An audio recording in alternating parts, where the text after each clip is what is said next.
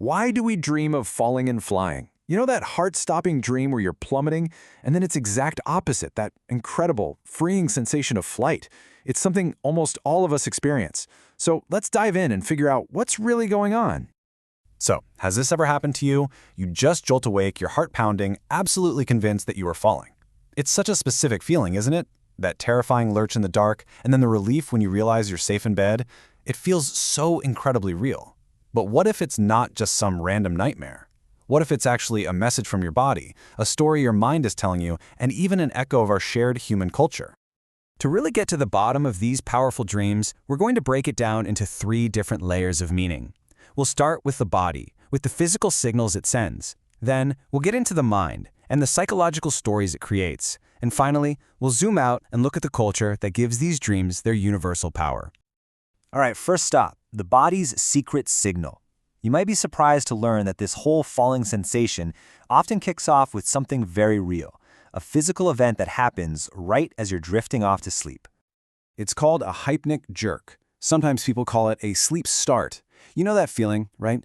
That sudden twitch or jolt your entire body makes just as you're on the very edge of sleep? Well, that's it.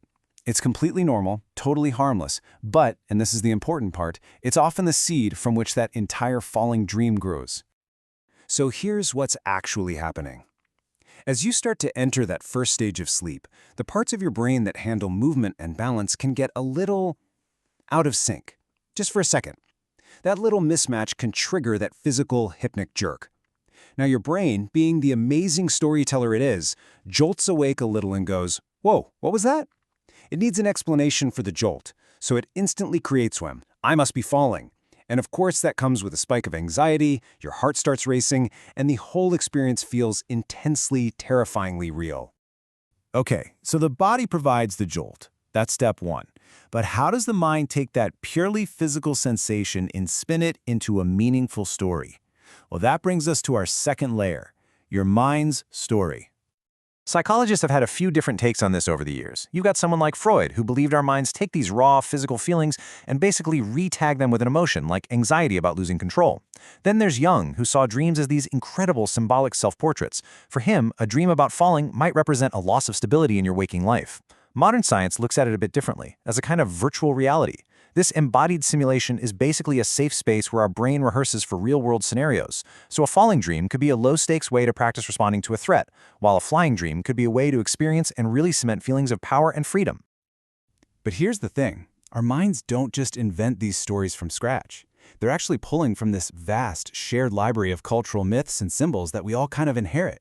And that brings us to our third layer, the echoes of ancient myths. I mean, just think about it. In stories, in art, in religion, up is almost always associated with good things, right? Heaven, freedom, success.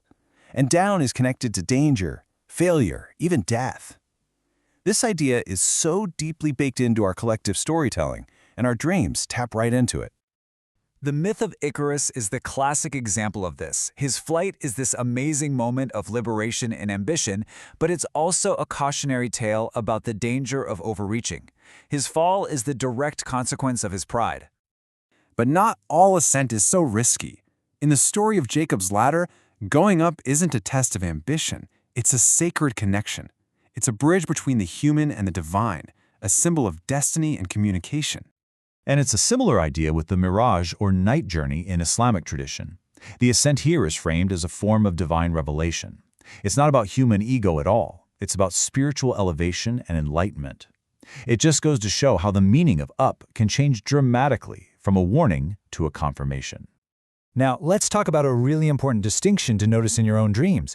There's a big difference between flying and soaring.